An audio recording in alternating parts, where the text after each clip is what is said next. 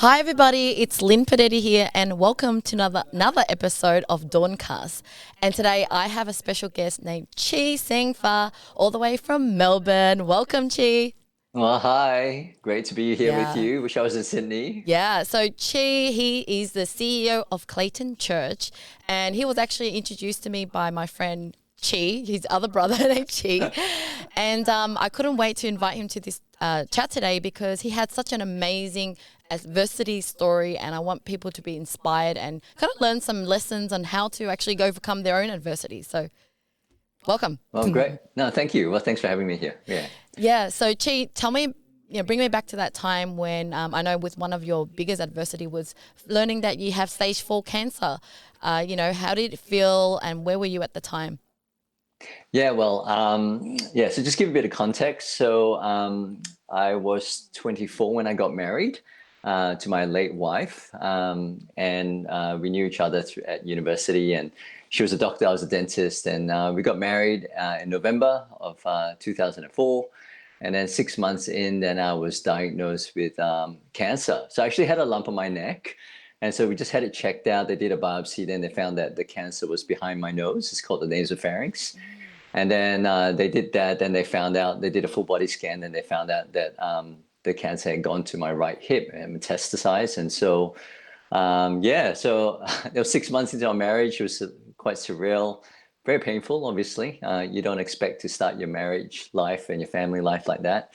Yeah, I mean, it was quite devastating and our world crumbled, but yet there's also hope in it. Yeah. Yeah. So, how did you feel? Were you in kind of a shock? What was the stages of experience when you're receiving such news like that?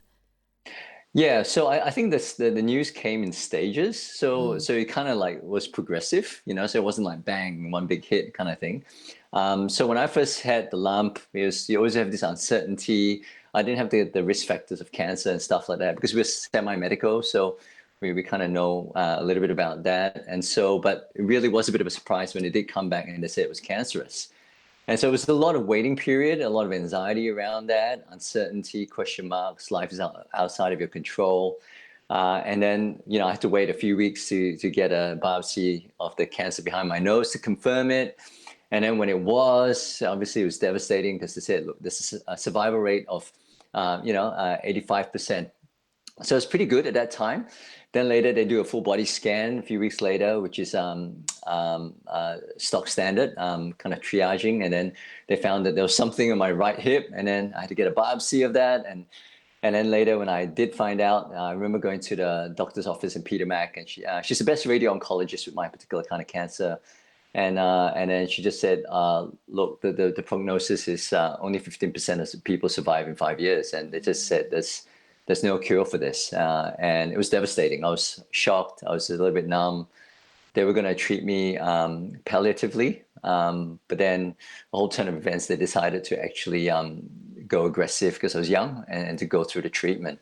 But obviously it was hard. I remember I was working in my dental surgery. At lunchtime, I got the news for that first news that was cancerous for my lump in my neck. And then they told me over the phone, of all things. And then I went to finish my patients, bought some flowers, went home to my late wife, and we just cried. It was horrible. Yeah. Yeah. So how did you, handle that whole process? Like, was there some sort of practice, like mental practice that you had to go through to get yourself staying motivated every day? Or yeah. Yeah, there were. Well, I don't know whether I had something to put into place, but it just kind of evolved naturally. Mm. I'm a pastor of my church, or if you want to put it, CEO, the Mm. lead Mm. or person. And so faith is a very big element of my journey, and I guess having the person of Jesus helping me, speaking to me, the relationship with God that I had really, really shaped how I was able to walk through it. Mm. So I'll give you an example, like, Jesus died on that cross and he was not unfamiliar with suffering. And so all of a sudden you have someone in your life who kind of is able to overcome, but also familiar with suffering. And that brings a lot of hope. That brings a lot of empathy and understanding. But yeah, there were quite a few things I had to process through, like expectations, Mm. like take one day at a time. because it's a long journey. It's a whole different world when you're sick. Coming to terms and accepting that, your future is a little bit uncertain. How do you deal with the community around you? Because they want to help, they're grieving, but sometimes they project because it's not really about you. Sometimes it's just about them having a friend who's got cancer and how they're coping and having to deal with some of those community expectations. My marriage between my late wife and I, how we would cope with it together through it all, dealing with your uncertainty about the future, like having children, a whole bucket load of things. Yeah. So were you already raised as a Christian? And so when you had cancer, you were already just turning to God because you were already a Christian? No. I grew up in a non-Christian family. We migrated from Malaysia when I was 8, and I kind of grew up in that church. So even though I would say I was more religious than I was having a personal faith, but it was only in university that I came to faith and gave my life to Jesus, and he became quite real. And I guess out of that, when I entered into this phase, that relationship was already there. And what do you say when, sometimes when people do have a religion or Christian, and when something bad happens like that, they kind of turn to God, like, why me? Like, I thought you're supposed to take care of me. Did you have those moments, or what would you advise if someone's really thinking like that? Yeah, I would say I think it's only natural for people to feel that, for sure. It's just how you walk through that and process that. I think it's important to realize that I don't believe God caused it. I think in the way we as Christian worldview believe is that since the fall, when Adam sinned, the world is then broken, and sickness and brokenness entered into that world, and this is all part and parcel of it. Obviously, there are things that we do that invite sickness, right? If you smoke your whole life, of course you're going to get the risk of lung cancer. But this is one of those situations where there wasn't really anything that I was contributing to that led to such a disease. And so it can feel even unfair in that sense, So the wrestling of, I'm a good person and all that. But I realized at the end of the day, two things. One is that what's unique about Jesus in our faith is that he's a God who suffered. And I think but yet he resurrected and rose from the dead 3 days later. And why that's significant is that he can empathize with our suffering and our brokenness, but yet he can help us overcome it, and so I found great comfort in that. That's one. And I think the second thing is recognizing that everything that I have, God is God and he can do whatever he wants, and so me coming to terms that I don't understand everything, but I still trust that he's good, really helps that. Yeah. Well, the good news is you're still here. So tell me more about what happened. Were you cleared from cancer, or is it completely out of your system? Yeah, so I basically went through 18 weeks of chemo. I went through 9 weeks and they found it wasn't working. Then I went through 7 weeks of head, neck, pelvis radiotherapy. And then through that, the cancer had actually gone in remission and gone away. The really sad thing is 2 weeks in my radiotherapy, my late wife had a slip disc and a back operation. And so she was in hospital. So she was in one hospital in Melbourne private, and then I was at Peter Mac. So I'd go for my radiotherapy, then I go visit her Melbourne private. It was horrible, horrible time. So anyway, long story short, I went through my treatment, and then I've been in remission since. I'm one of the longest cancer survivors with that particular kind of cancer. So now occasional side effects. I've got a bit of hearing loss, a bit of loss of saliva flow because of the radiotherapy. But apart from that, I'm generally pretty good. So I've gone past the 10-year mark. I'm already like 13 years in remission.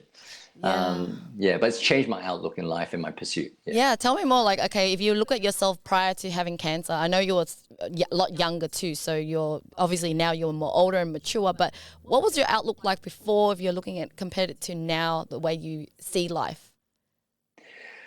Yeah, I think because I had to deal with death and tragedy at a young age, I think sometimes people can live until they're 40 but still not deal with that from a very personal front. I have a brother, a father, or someone like that who you had to deal with. But when it comes to home base, it's a whole different ball game. So I think a few things came out of that. One was my understanding of the value of time. I think there was a Bible verse that says, "Teach us the number of days that we may gain a heart of wisdom." And I remember reading that, and I was like, "Oh man, medically speaking, my days are numbered." Then I'm like, "Man, how am I going to live then?" And I wanted to make my life count. So when I came out of it, I was doing dentistry at that time, but I just thought, nothing wrong with dentistry. I think it's a great career, pays well. You can do do a lot of good through it. But I just felt that really empty, real discontentment. And then I just felt this sense of call and purpose into church ministry, because I've just known the massive life difference that Jesus makes. And so I wanted other people to know that. And so that's why I've kind of given up dentistry. It's my old life. Yeah. And then now gone into full-time work as a pastor of a church. So that's one, because I wanted to make my life count. I wanted to not take it for granted. And I felt that not as a theory, but as a real urgency. So that's one. Before that, I was a really happy-go-lucky guy. I didn't take anything seriously. But then I became really aligned, really purposeful, really intentional in everything that I did. And I think the second aspect of it is just recognizing the value of people and presence, and the value of obviously God in our lives. Yeah. So how many years later after you've had your cancer that your late wife passed away? Yeah. So this is the tragedy around that. Yeah. So my late wife passed away about 2 years and a few months ago. So it would have been about 14 years. Yeah, 14 years. Yeah. So 14 years later, so the way it happened was my wife had a migraine. She usually has migraine, but this time was particularly bad and it was persistent. And I just remember one Sunday evening, I just said, "Look, this is not good. Let's go to the hospital. Let's go emergency." Long story short, went to emergency. They thought it was a migraine, but because she was a doctor, they decided to kind of treat her a bit more seriously and said, "Let's just wait here." And then they were taking us into another room, and there was a spare room in the ED in Monash, and they closed the thing, gave her a gown to change, and she changed, and bang, in that moment, she just collapsed right in front of me. She had a bleed in her brain, and she was out. And then they tried to get her alive, and then within one day, she basically died because of brain damage and the brain bleed. Yeah. So yeah. So considering you believe in God and you know everything happens for a reason, what was still going through your head at that point in time when that sudden death happened? Well, it's the worst news in my life. I mean, I was meant to be the one who died. I never imagined it would have been her. And we had two kids at that time. There was 6 and 4. 6 and 3. And I was devastated. Obviously, I was like, my whole life crumbled. I remember telling my children. Can you imagine having to tell your children that their mom died? So did you my feel eldest guilty? just bawled his eyes. You were saying that So- you should have been you. Were you feeling guilty or something? Or that it should have been you? You wish you were replacing her instead of, yeah. Not in that sense. There's a sense in the fact that I had stage 4 cancer. I'm the one who's meant to actually have passed away. We were our life had prepared our mind thinking around the sickness on my part, but never factored around the fact that actually she would go before me. But yeah, it was devastating. I had to tell my son. I remember telling him that our mom had passed away. Took him in to see her, and he just bawled and goes, "What are we going to do?" And it was horrible. But through that, again, my knowing God and the Word of God in the Bible really helped instead. There's a passage in the Bible, a man called Job, who's a man familiar with suffering. Very similar. A lot of the bad things happened. People died. He was sick, all that kind of stuff.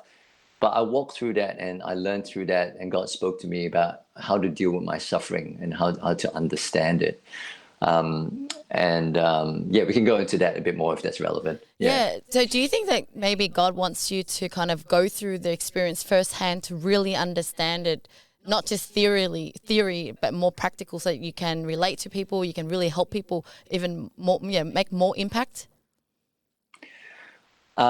I think God doesn't cause those things, but He can work through all those things. Now, as to why those things happen, I know a lot of people say a lot of things, but I think in reality, no one really knows. I think there's sometimes, especially when you're going through hardship, a lot of people go, why? They ask the question, why? But I found that that question doesn't really give you the thing that you need. Sometimes we think we have answers to the why, then we'll be able to move forward, but that's not true, you know. And I think number two, also, the why goes into a realm of things that we are not meant to know. There are some things that's beyond our reach, and that we're human beings and we can't know. And in humility, you kind of got to accept the fact that you can't know these things. These things are in the realm of, like, God, it's like, do not enter unless I've decided to reveal it to you. And so I think in reality, the honest truth answer is I actually don't know. I don't know why these things happen. And I think when I appear before God, I'll ask him and he'll give insight. But I think that the difference is that God is a God who's familiar with death. And the difference is that we can grieve, but we grieve with hope because there is eternity. And that's part of the Christian worldview. I know not everyone believes that. And so in that sense, it wasn't hopeless. It wasn't say, I'll see you later. It wasn't like, I'll never see you again. It was more like, I'll see you soon, And I think that's where it's a bit different. But that doesn't take away the process of grief that you have to walk through in the here and now.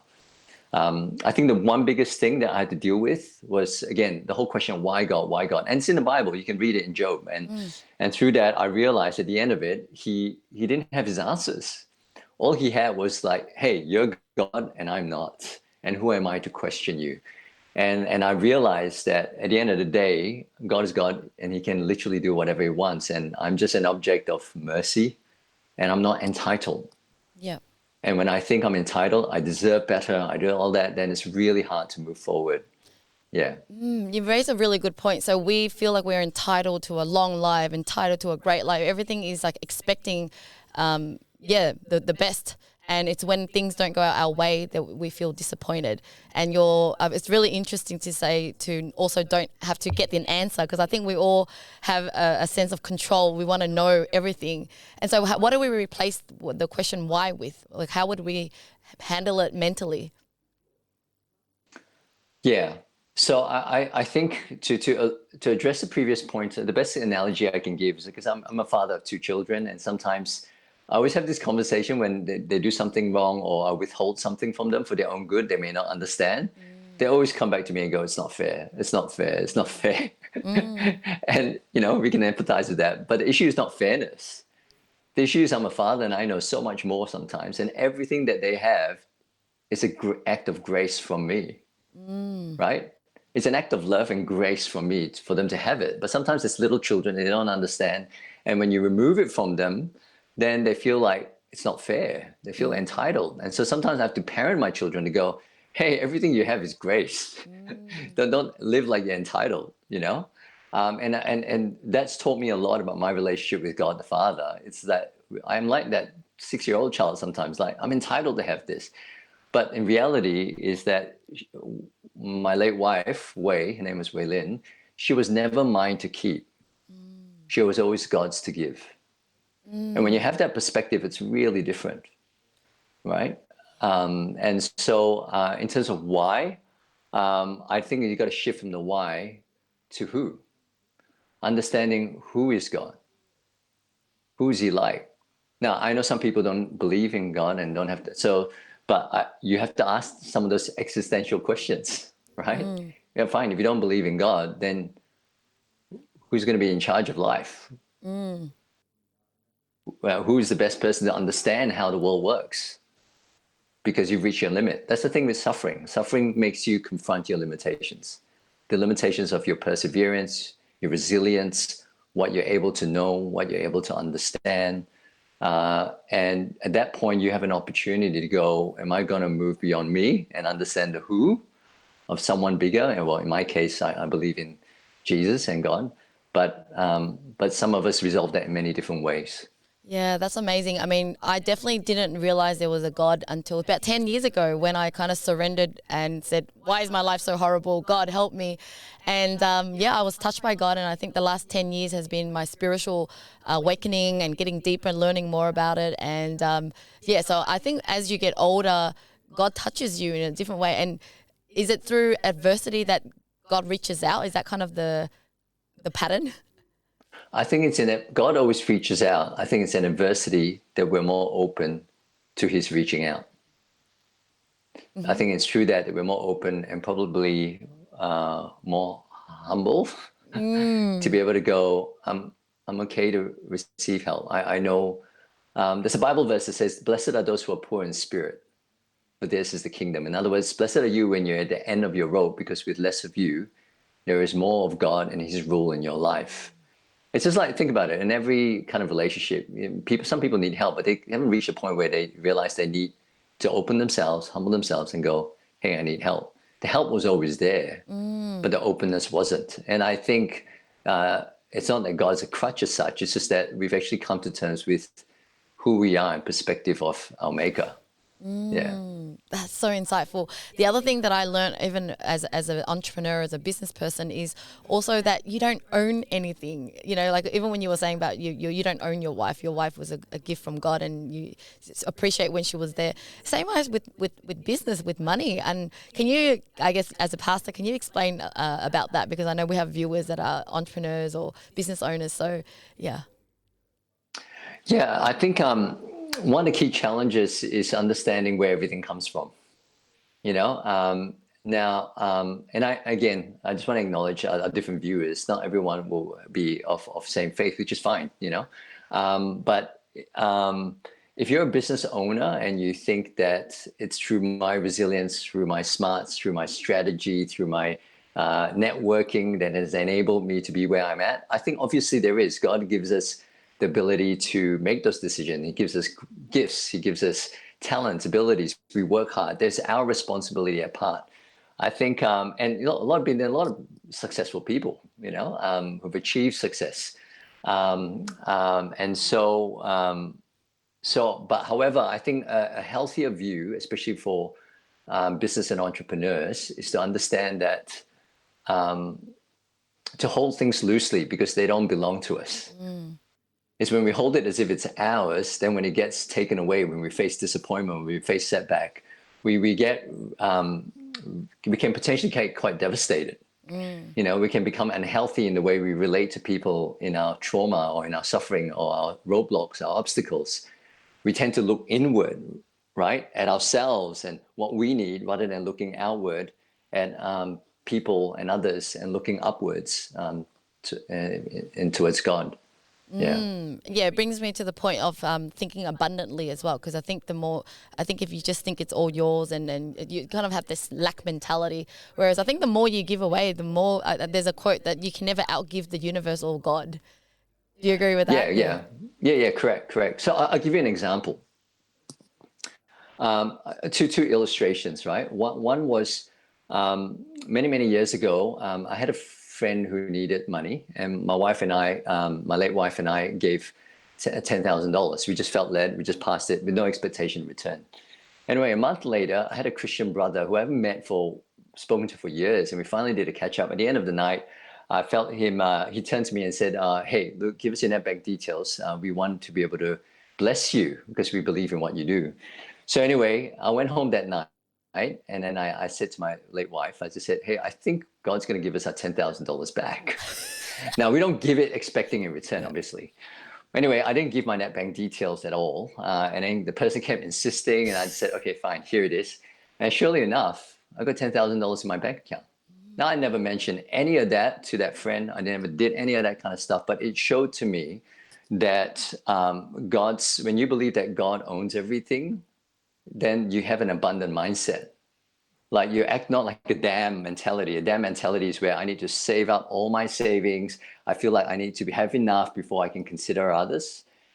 And whereas a river mentality is like, hey, this doesn't belong to me. He gives, he takes it away. Yeah. He gives, he takes it away. And I think when you can tap into that, the abundance mentality is totally different. And you can start thinking about others for their own good. I'll give you another example. When I went through my sickness, my late wife passing, she was the main breadwinner. I was getting a little bit stressed and all that. I decided to consolidate all my accounts and my two cars. We had two cars. So I decided to sell two and buy a brand new car. Never purchased a brand new car in my life. And then I remember I put the deposit on a Wednesday. On a Thursday, I caught up with one of my Christian friends, and then they just said, hey, my wife and I actually felt we wanted to buy the exact same car. I got a Toyota hybrid, and they said we wanted to buy the exact same car, and here's $37,000, Wow. and they just gave it to me. You go, no expectation in return, and they said we believe in you, and that we're going to try and support your kids' education for the next few years. And I'm like, obviously saying, no way, I can't accept this. And then he turned to me and said to me, at what point in your life have you gotten to where you are without help, without grace? You know? And that's when I realized, no, it's true. Everything that I have is by the grace of God. Yeah. And so because of that, then he's basically saying, be humble and receive. And I'm like, sure, give it to me. That's a really No, good point, because I know of people, even one of my uncle, he just has the inability to receive. He's a very generous guy, but he actually is putting his whole family in poverty because he just can't receive. What would you say to people that kind of feels really guilty of receiving and not being able to accept gifts from people? I think you just got to ask why. Oh, now you can Why ask is why. that? Now you can ask why. Like, why is that difficult? I think that will help, head in the direction of understanding what's going on the inside. It can be a lot of reasons, multifaceted, but I think one of the reasons can also be, pride, But I think if you live like you've got nothing to prove, you got nothing to lose, nothing to hide. And I think that's where Jesus Christ dying on the cross, in my faith, that's what informs who I am, right? That he goes, like, I died for you even while you were a sinner, nothing to prove, Yeah. right? Like, I know everything about your good and bad, but yet I still died for you, nothing to hide, right? And then you know what? He laid down his life, but he gave it, rose again, and he gave us an opportunity for eternal life. I've got nothing to lose in giving my life to him. So I think when we live with that mindset, nothing to prove, nothing to lose, nothing to hide as a person, then you can receive those things. Yeah. Yeah. When you Life. need it, obviously. Yeah, life has definitely been like a miracle for me ever since I did that surrendering. God help me. And when I finally asked, so totally agree or believe every story that you've told me. It just sounds such a scene from a movie, it's just such a miraculous thing. As we're going to a close, what would be the last message you would want to give to our viewers today?